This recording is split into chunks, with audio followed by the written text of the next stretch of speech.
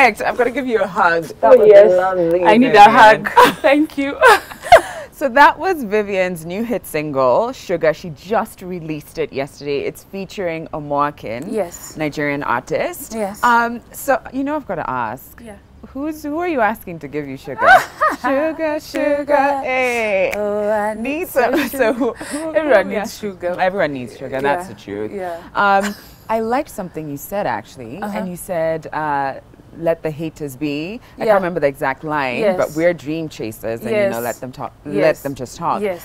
And I have to ask, how have you dealt with like that side of the limelight and fame? Because you Yes. have close to 500,000 followers on Instagram. Yes. And lots of eyes on you. So how do you Yes. deal with that?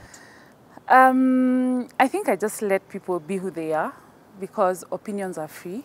Okay. So, so you have to just let people say what they feel like they want to say. Yeah. But of course, my team and I, we try to put some boundaries whereby you can't be over disrespectful and over hateful because we don't want my page to reflect that. Because it's a page of fun and music and love. Because all of my songs are love-based. So really, I try to keep off the negative. But it finds you, so you just you just deal with it and you try not to absorb too much of it. Right. Yes. Yeah. So are there things that you do to make sure that you distance yourself from that, like practically speaking? Because again, I mean, cyberbullying is something that we keep hearing, and you don't even have to be Vivian to be facing it, right? You could just be going about your normal daily life and have a social media account, and you might face it. So what are some of those things that you do that put that at bay? I think my lifestyle and my social media life is very separate. I try to lead a very normal life. It's funny, yesterday I was with some artists and we were talking about when you go somewhere and people are trying to ask, is that Vivian? Is that her? Is that not her? Then it's a plus for you because maybe they're thinking she shouldn't be here or she's usually just on TV, she can't be here. But I just try to separate and lead a very normal life. I go for shopping. I just lead my life. Of course, I'm a mother as well. So I just, when you're a mother, there is no of that you're a celebrity. First, you're just a mother. Mambo, Ain't that the truth? Oh, yeah. There's nothing like a child to bring you back down to earth. Oh, yeah. So you become a human tissue. Oh, yeah. Everything that comes out of them. Yes, you is just, yours.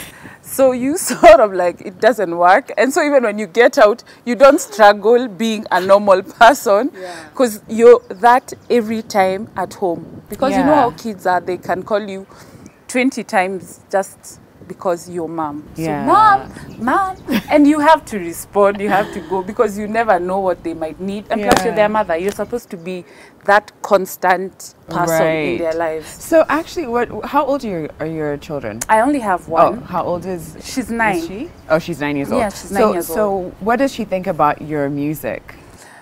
Well, she has mixed feelings about it because sometimes she'll tell me, "Hey, Mom, I like this song." And then the other song she'll be like, "Mom, why did you sing like this? You'd have sung like this." And then the other times when I'm showing her homework, she'll be like, "Mom, you can't know this because you're a musician." I'm like, "What? So who said musicians?" You know, and it really like hits home because it shows like the perceptions of societies for creative work. It's like you're not supposed to be educated and such things.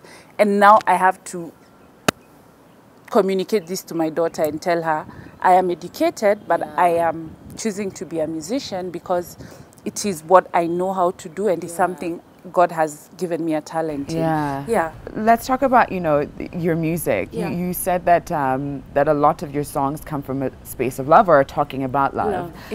Why is that? Well, because I think love is it's like everyone's muse. It's a fantastic space, but it can also be a space of pain and, it's just everything all put together in one. So I feel like it's a topic that every person can relate to.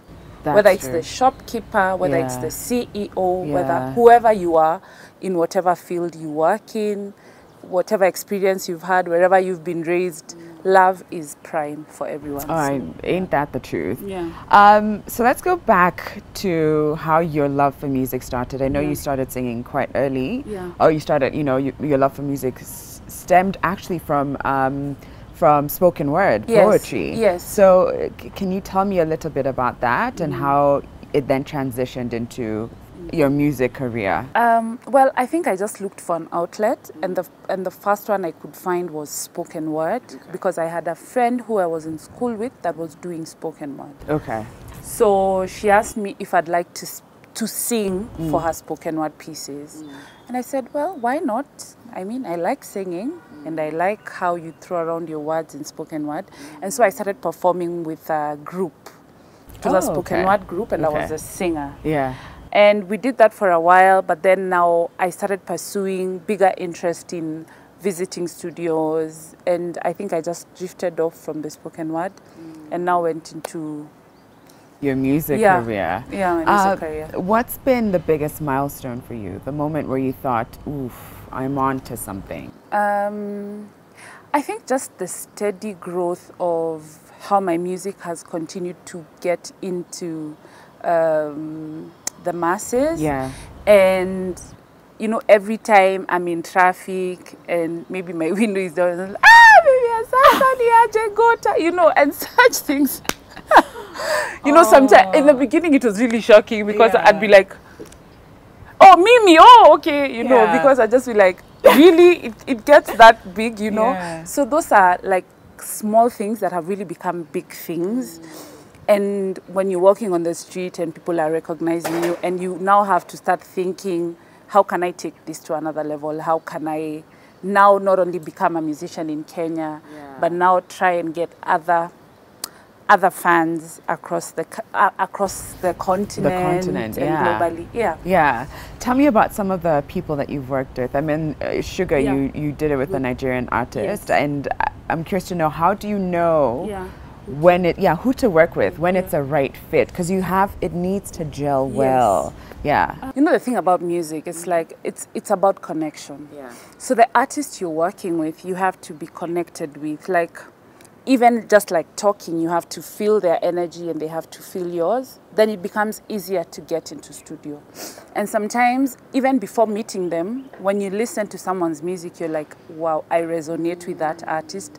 I like their flow, I like their melodies, I like the beats that they've put into their song. Yeah. So it becomes, now you choose the artist to work with in regard to the work that they put out there. Yeah. So basically, I think that's it. Even with most of the artists I've worked with, it's really just been about us being able to blend as two different artists. Right, and bring something new to the table. Both of you bring it to the table. So I'm sure, like any other career, art form, whatever it is, there are ups and there are downs. What are some of those low moments that you've had in your career? And how have you been able to come out of that?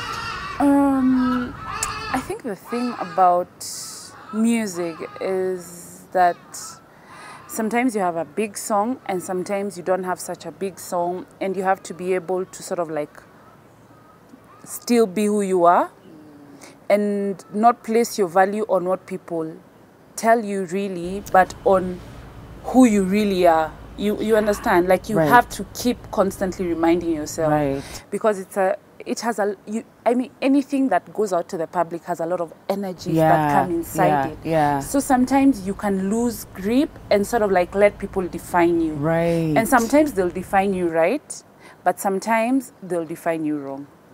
And if you give them that power, you can even, like, I've seen very good musicians like feel like they don't want to get into studio anymore. And why is that? Because they are very discouraged, because they've forgotten who they are. They've forgotten their value. I want to go back to something that you just said. How do you make sure that Vivian stays rooted as Vivian, and you don't allow that noise you know? Firstly, I have other hobbies. Okay. So that helps me. So like what? I like reading. I read probably a different book every month. I try to read a different book every month. That's interesting. I'm actually going to ask you. I have to ask you what you're reading now. I'm reading Becoming. Michelle really? Obama's I book. haven't yet gotten my hands on that. It's amazing. You should read it. Okay. Yes. For sure, I'm going to get my hands on that. And even just to talk a little about what she talks about in the book, how she defines the definition of a woman as a woman who grew up in the 70s. Yeah. And right now in 2019, there is little to no difference. For me, that was huge. Like, it's a big plus, but it's also a big, you know, because you expect like things to change and the role of the woman to sort of like change. And she struggles with the same things that all of us women struggle with when you're a mother, trying to, this story of balancing your career and your child, and you're like, what am I balancing? It's not working. What is a balance? What is this balance? You know, so just I try to create different hobbies, and I even formed a book club. So yes, I'll invite you. I love that. Just something different to get me off my music. Yeah. Okay, so that's interesting. So hobbies and focusing on something outside of music. Is there something else that like helps keep you grounded? I think just my family, I think, and then having like a very strong bond with my family, with my husband and my baby, and of course my extended family. So I'm really like a family person. So that always helps me to remain grounded. Because when I go home, I'm not this, I'm just Vivian who probably didn't wipe the table or needs to wash the dishes, you know. So I just try and take on personal, like human roles, so that I am not too bloated. I hear you. Vivian, thank you so much. This has been lovely getting to know you a little bit better. And I know you've got one more song for us. What's the song? It's called Chingichanga, which is like a word we coined to mean changanyisha. Like when you have a spouse that's like sending you mixed signals. Okay, I'm sure there are people who are like, aha, tell me more. That's everyone has been in that struggle. So when you have like a boyfriend or a guy you meet and you go out for a date and you really enjoy yourself, but then he doesn't call you, and you're like, I thought we connected. So what is going on? What is going on? I know many people are just like, Vivian, can you tell me? And then sometimes it goes really deep, because now sometimes you fall in love with this person, and so it becomes like a mental, you're mentally confused. Because you're in love with him, but he's not, his actions and what he's saying are not connecting. Matching. And then your friends are telling you they saw him with Sidri who, where, now even you're devastated. Okay, no, we have to hear the song now. Let's do it.